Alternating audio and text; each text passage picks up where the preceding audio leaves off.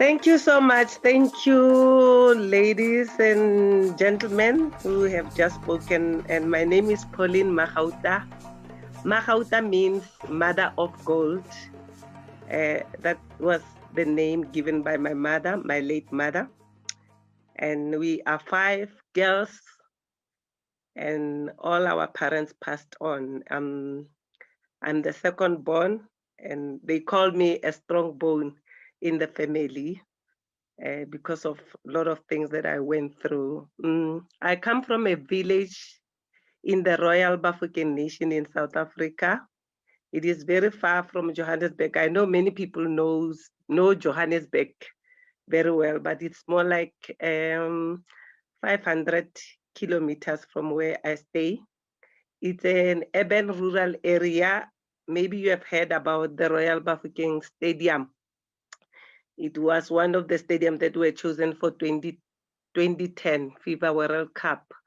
So I come from that village, and I'm a motivational speaker since 2013, and I'm an international author. I've written and published 3 books.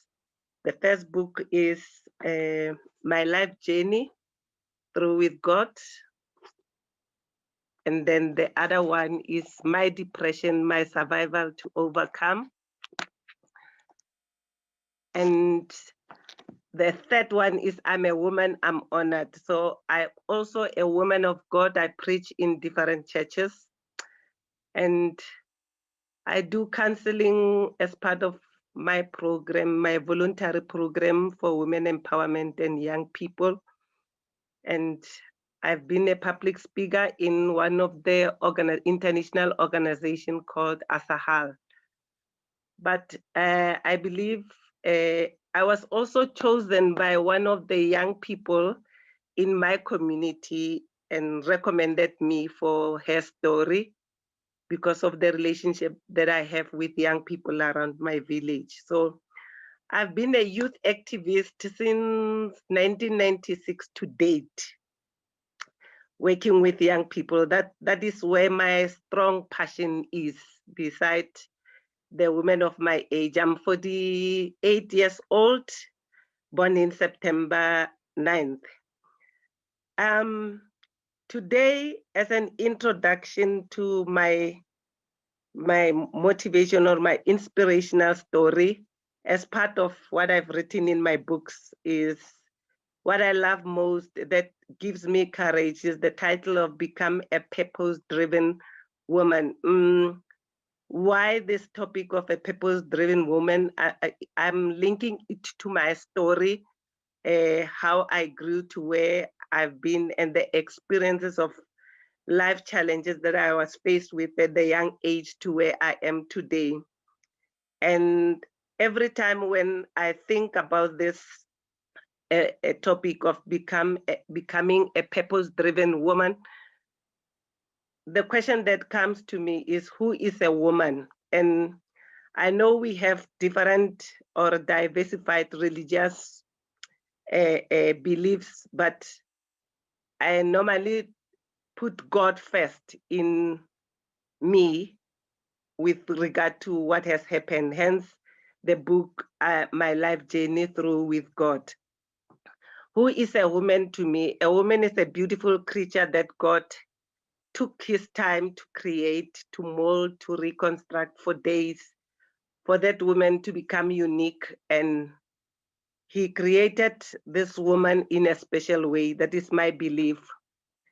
And the other question can be, does the woman knows and recognize that? Do we recognize who we are in this world and our position?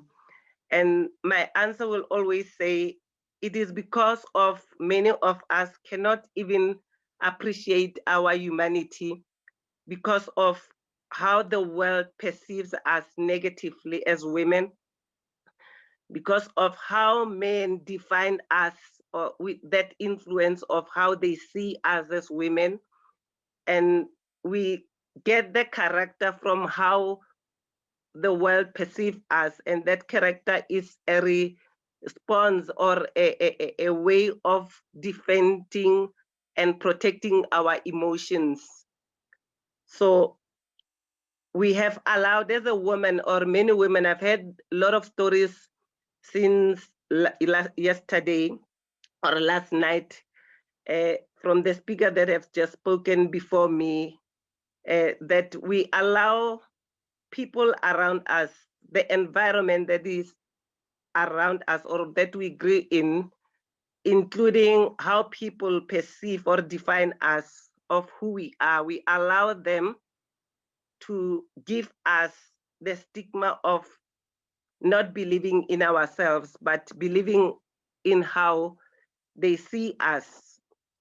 And that is where we will always face rejection, or where we'll always face the pain and forget how God has created us. Many women are emotionally destroyed and they have lost their personal identity, their self-esteem, their personal intelligence because of, and losing their, or not realizing the gift that God has given them, or who they can become because of how they are treated by their families, their relatives, their communities, in the workplace, everywhere in where they are based or where they grow, and thus living not according to their purpose or not knowing their dreams or their potential because of that. So the definition of the woman today, because of how the world has been giving us the identity, is of giving a retaliation. That is an attitude of defending our emotions or defending our identity. And that is our daily self-motivation to survive pain, to survive abuse, to survive violence. And every time when I speak about this woman who has been created by God but lost her identity because of how she has been treated or been rejected or been disappointed, you can see that every time in this world, the hurricanes are named after female names. And the question can be why. It is because the hurricane, if it is angry, it will destroy anything. And the hurricane can destroy whatever because it is full of anger, it is full of hatred, it is full of bitterness, it is full of short temper because of the emotions that are affected by pain. So that is the kind of a woman who can be related to that hurricane. But again, I was looking at the woman as a camel and saying that this woman, not the physical features of the camel, but how the character or how the camel can carry 300 liters of water, carry luggage and people, travel miles in a desert and in hot temperature, dust, winds, but focusing on its destiny. And I'm like, that is the woman that can have a purpose, focusing on the destiny, where they are going, and anybody who has the pain. And I always say we carry pain. Is that 300 liters is the pain that a woman can carry for many years. And that pain, when it triggers, it can cause depression, and it can affect her as a woman, her character, her behavior, and it can also affect people around her, being families and being anybody who's around her. Once she doesn't understand herself or doesn't understand her identity. And that is the woman who can lose her purpose. Why am I saying this or defining that woman? I am, or I was, that kind of a woman when I lost my job, when I lost my house, when I lost myself, when I lost my love life, because of how I was treated, how I was rejected. And this was more like a generational curse when I look at it, because of how my mother grew. She grew as an orphan, and she had to go to different relatives to survive. And her mother died at the age of 14. So here comes us, the 5 girls from different fathers, and she had to survive with us as a single woman. And she got married. We had a stepfather who was so abusive that we ended up living in different areas. We were separated as girls just to survive and find love that we didn't know. And my mother had to take a position to find a home for us, but it was not easier for her because of the rejection that she was faced with. And at the end of the day, we got a home, or a place that we could call a home, as the 5 girls as we are. And some of us were molested, some nearly got raped, but we had to form a strong bond, the 5 of us, that when we bath, when we eat, when we sleep together. It doesn't matter how big the house is. Even after we grew and built my mother a house, we couldn't use other rooms because we were used to sleep in one room. So it was very difficult for us to own our bedrooms. We have built a 4-bedroom house that I'm staying in currently. But from that pain, it carries me that when I lost my job, everything triggered and I got depressed. I was admitted, and by the time it was 2012 when I was admitted, and losing myself, everything was dark. That is when my mother was diagnosed with cancer.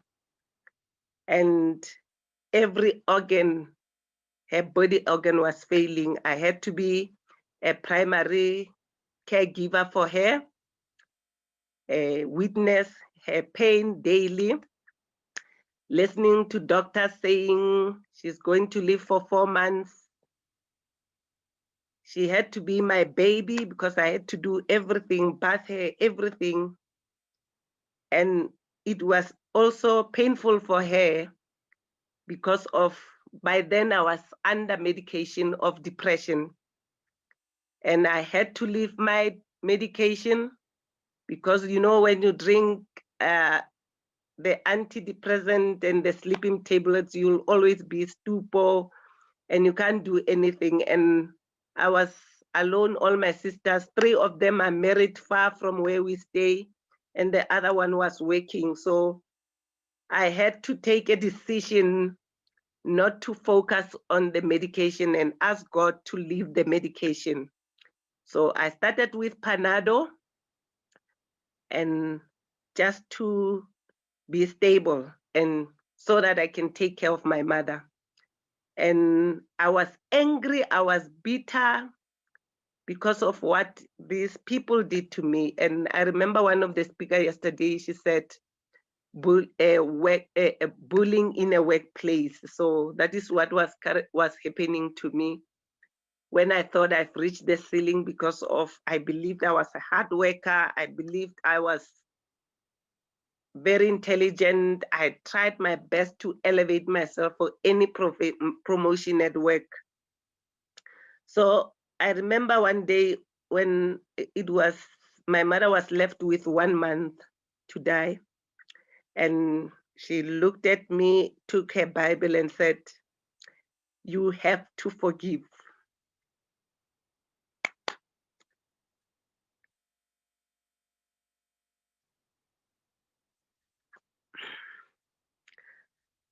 I wanted to be angry at my mother, to say, why are you, I've lost my job, I've lost my house, I've lost everything. Why do you say I have to forgive?